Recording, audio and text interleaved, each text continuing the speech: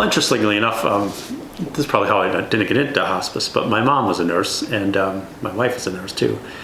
My mother was a hospice nurse, actually. She ended her career being a hospice nurse. So I kind of, had interest in hospice. But how I got into it was from the pastoral end of it. They were, Traditional was looking for someone to help them out, doing spiritual care.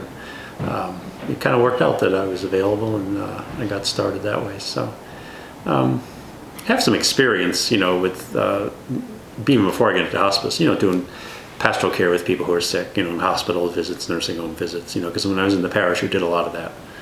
So it seemed like a pretty good fit when Traditional was looking for someone to help them out. So I'm glad it did work out.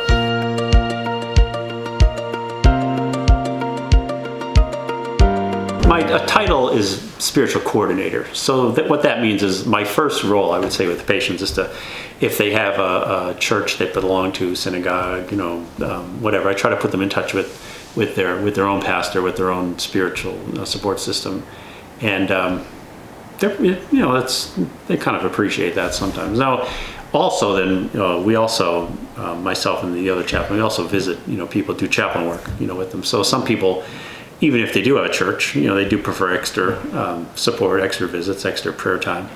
But if they don't, then we can, step in and help them out with that. We visit, pray with them, offer, any type of advice, support we can give.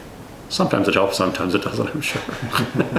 So, and it's with the person who's sick, and it's also with their the family members. Sometimes they're looking for spiritual support as well. So I think it helps them, the caregivers, the family members.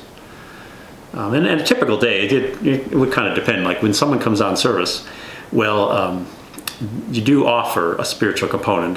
Hospice has to do that. They have to offer a spiritual component. People don't have to accept it, of course, but if they do, then within 5 days of them coming on the service, you contact them, make a phone call, and say, and just introduce yourself, explain, what your role is, and if they would like a visit, and if they would, then you just set up a visit so that you can go out and see them. The first visit is usually informal, just introducing yourself, talking, conversation, and then you go from there, really.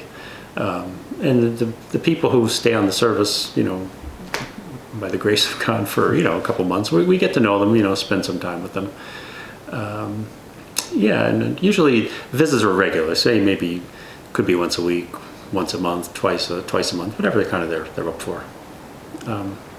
And then there's a lot of time in the office too, because I do a lot of phone calls, phone work with the people, and documenting everything we do. So there's really not a typical day. Thankfully, there's not a typical day. So it's not that boring. It's different. Because families are different, patients are different, so different situations. And people are different. So it's interesting work.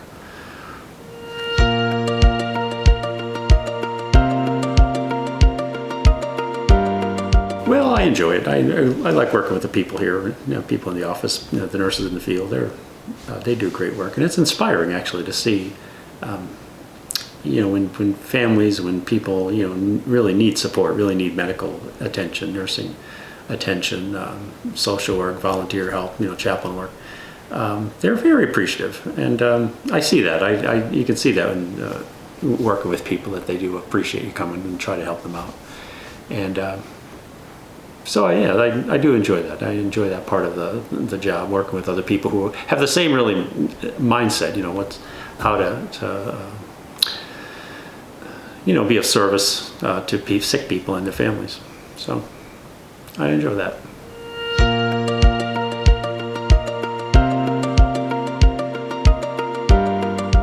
Oh, yeah, that's a good question, because a lot of times. Oh yeah, I added that one. Yeah, because we always say this a lot. A lot of times people don't take advantage of hospice care because they don't realize what they can, how it can benefit them. And sometimes it's too late, and not too late, it's very late, and we only have a chance to work with them for a couple days. But if someone then does qualify for hospice care, does have a diagnosis, a terminal diagnosis, well, their lives can really change for the better because of the people that want to help them, the hospice people, and I see that that there's a lot of services that are out there for hospice people, and Traditional is able to supply that, and I think for the well-being of the patient, So I think it's a scary word. People hear hospice and they say, "Oh no, this is scary," and of course it is. It's we're talking about the end of life. We're talking about death. It's not an easy topic to face, especially when it's your own family member. Maybe it's yourself, but I think talking about it and then getting to know people who are in hospice work, is a good thing. It's like, oh, okay, this can be helpful. It's not as scary as I thought, and in the long run, it's a comfort, a big comfort to families. So I think hospice services, the availability of hospice services is important for people to take advantage of.